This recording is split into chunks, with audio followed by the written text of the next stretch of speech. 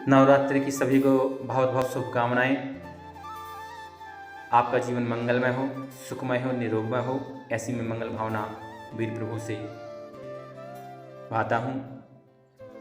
जो लोग नवरात्रि के पावन अवसर पर अपने घरों में मंगल कलश स्थापित करना चाहते हैं या फिर जिन्होंने नया घर लिया है वो घर में अपने मंगल कलश स्थापित करते हैं, तो आज हम समझें कि मंगल कलश में हमें कौन कौन सी सामग्री डालनी चाहिए, उन सामग्री का हमें क्या फल मिलता है। तो सबसे पहले हमें मंगल कलश कैसे होना चाहिए ये समझें।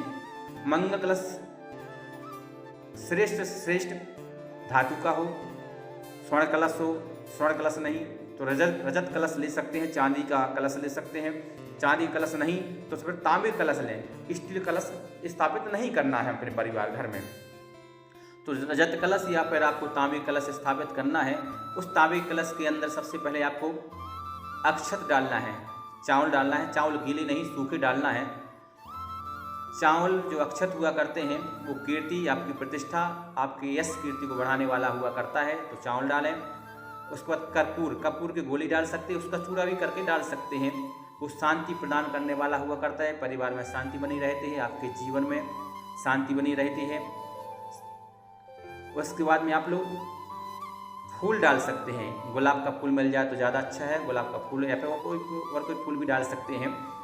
मन प्रसन्नता के लिए जो परिवार के सदस्य हैं वो उन सभी का मन प्रसन्न रहे, जो कलश स्थापित कर रहे हैं उनका मन प्रसन्न रहे, मन क्लांत ना हो, दुखी ना हो, उसके लिए आप लोग फूल डालें। सुपारी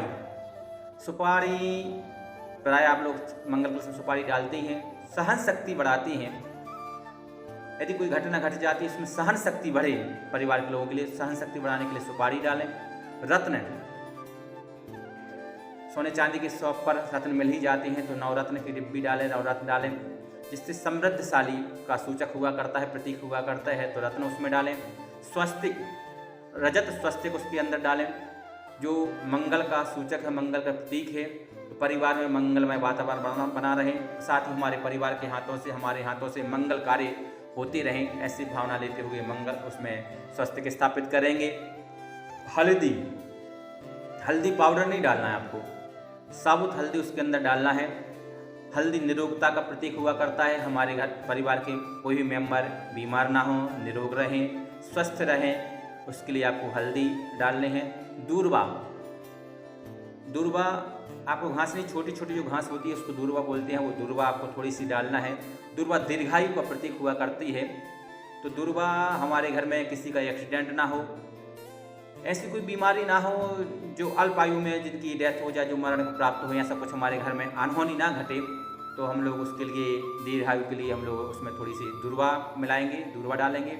सरसों, जो हम अनुष्ठान कर रहे हैं, जो भी हम कार्य करते हैं या फिर जो हम नया कार्य प्रारंभ करने वाले हैं, वो फलदायक हो, उसमें सिद्धि हो, सफलता मिले, पूर्ण सफलता मिले, उसके हम लोग मंगल कलश में थोड़ी सी सरसों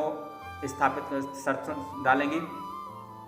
अब एक बात ध्यान रखें, उस मंगल कलश को मुख से भरना है, मंगल कलश को आधा नहीं भरना है। जैसे हम घड़े को पूरा भरते हैं पानी से, यदि आधा घड़ा भरें तो छलक जाता है, पानी उसका गिर जाता है, वैसे ही हमको मंगल कलश फुल भरना है, मुख से भरना है, जिससे वो हमारे लिए पूरा फल दे सके।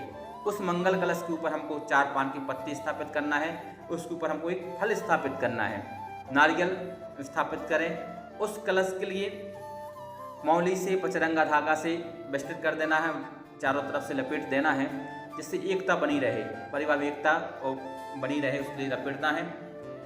तो पारा हो सके, यदि पारा मिल जाए तो पारा के थोड़ा सा पारा उसके अंदर डाल दें, जिससे वो एकता बनी, परिवार में एकता का प्रतीक हुआ करता है पारा। आपने देखा वो पारा कितना भी करें लेकिन एक साथ हो जाता है, ऐसी परिवार में एकता बनी रहे, कभी लड़ाई झगड़े ना हो, उसके लिए थोड़ा सा पारा भी आप लोग इसमें डाल सकते हैं। और मंगल कलश आपको ईशान कोण में हो सके संभव तो आपको ईशान कोण में या फिर स्थापित करें, नहीं है तो पूर्व दिशा में स्थापित करें, नहीं है तो उत्तर दिशा में आप लोग स्थापित करें, मंगल कलश को आप लोग स्थापित करें।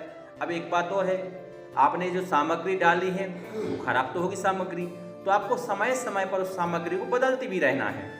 ऐसे नहीं कि मंगल कलश स्थापित कर दिया तो कर दिया, आपको साल भर में 6 महीने जब आपको ऐसा लगे कि हमारी इस मंगल कलश की सामग्री खराब हो रही है, तो उस सामग्री को आप किसी नदी में या फिर तालाब